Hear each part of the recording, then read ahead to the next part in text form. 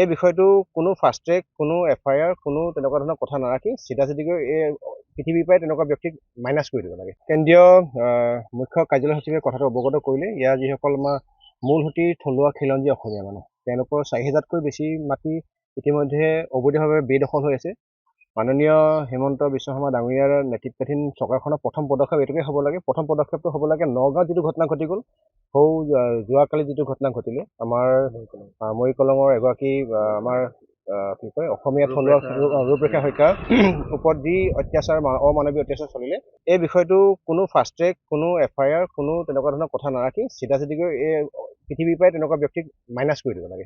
আৰু দ্বিতীয়টো হৈ গৈছে গ'ল, আমি ইতিমধ্যে গম পাইছে যে আপোনালোকৰ নিজৰে মাটি, ইয়াৰ আপোনালোকৰ মাটিক আগ্ৰাসন কৰি ৰাখিছে আপোনাৰ বাংলাদেশীমূলক ব্যক্তিসকলে, বহিৰাগত ব্যক্তিসকলে অবৈধভাৱে যিকোনো এনেকুৱা ধৰণৰ কৰ্মৰ ক্ষেত্ৰত, কাৰ্যৰ ক্ষেত্ৰত অসম চৰকাৰক আমি এটা নিবেদন জনাইছোঁ যাতে তেওঁলোকে ইয়াতে উচ্ছেদ কৰি যাতে মূলসুঁতি অসমীয়া খিলঞ্জীয়া থলুৱা মানুহৰ হাতত যাতে এই মাটিখিনি গতাই দিয়ে, নহ'লে আহি থকা দিনত অনাদি অনন্ত কালৰ কাৰণে ইয়াৰ কিন্তু থলুৱা খিলঞ্জীয়া মানুহখিনি যে অশনি সংকেত আৰু বিপদত পৰিব, এই কিন্তু ইতিমধ্যে আমি ইয়াত জ্ঞাত হৈ পৰিছোঁ। এই বিষয়টো কোনো ফাষ্ট ট্ৰেক, কোনো FIR, কোনো তেনেকুৱা ধৰণৰ কথা নাৰাখি চিধাচিধিকৈ এই পৃথিৱীৰ পৰাই তেনেকুৱা ব্যক্তিক মাইনাছ কৰি দিব লাগে। কেন্দ্ৰীয় মুখ্য কাৰ্যালয় সচিবে কথাটো অৱগত কৰিলে। ইয়াৰ যিসকল আমাৰ মূলসুঁতিৰ থলুৱা খিলঞ্জীয়া অসমীয়া মানুহ, তেওঁলোকৰ 4,000তকৈ বেছি মাটি ইতিমধ্যে অবৈধভাৱে বেদখল হৈ আছে।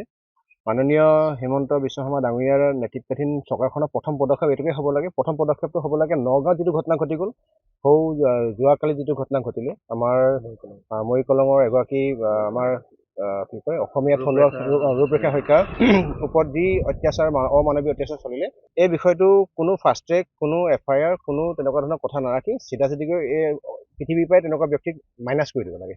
আৰু দ্বিতীয়টো হৈ গৈছে গ'ল, আমি ইতিমধ্যে গম পাইছে যে আপোনালোকৰ নিজৰে মাটি, ইয়াৰ আপোনালোকৰ মাটিক আগ্ৰাসন কৰি ৰাখিছে আপোনাৰ বাংলাদেশীমূলক ব্যক্তিসকলে, বহিৰাগত ব্যক্তিসকলে অবৈধভাৱে যিকোনো এনেকুৱা ধৰণৰ কৰ্মৰ ক্ষেত্ৰত, কাৰ্যৰ ক্ষেত্ৰত অসম চৰকাৰক আমি এটা নিবেদন জনাইছোঁ যাতে তেওঁলোকে ইয়াতে উচ্ছেদ কৰি যাতে মূলসুঁতি অসমীয়া খিলঞ্জীয়া থলুৱা মানুহৰ হাতত যাতে এই মাটিখিনি গতাই দিয়ে, নহ'লে আহি থকা দিনত অনাদি অনন্ত কালৰ কাৰণে ইয়াৰ কিন্তু থলুৱা খিলঞ্জীয়া মানুহখিনি যে অশনি সংকেত আৰু বিপদত পৰিব, এই কিন্তু ইতিমধ্যে আমি ইয়াত জ্ঞাত হৈ পৰিছোঁ। এই বিষয়টো কোনো ফাষ্ট ট্ৰেক, কোনো FIR, কোনো তেনেকুৱা ধৰণৰ কথা নাৰাখি চিধাচিধিকৈ এই পৃথিৱীৰ পৰাই তেনেকুৱা ব্যক্তিক মাইনাছ কৰি দিব লাগে। কেন্দ্ৰীয় মুখ্য কাৰ্যালয় সচিবে কথাটো অৱগত কৰিলে। ইয়াৰ যিসকল আমাৰ মূলসুঁতিৰ থলুৱা খিলঞ্জীয়া অসমীয়া মানুহ, তেওঁলোকৰ 4,000তকৈ বেছি মাটি ইতিমধ্যে অবৈধভাৱে বেদখল হৈ আছে।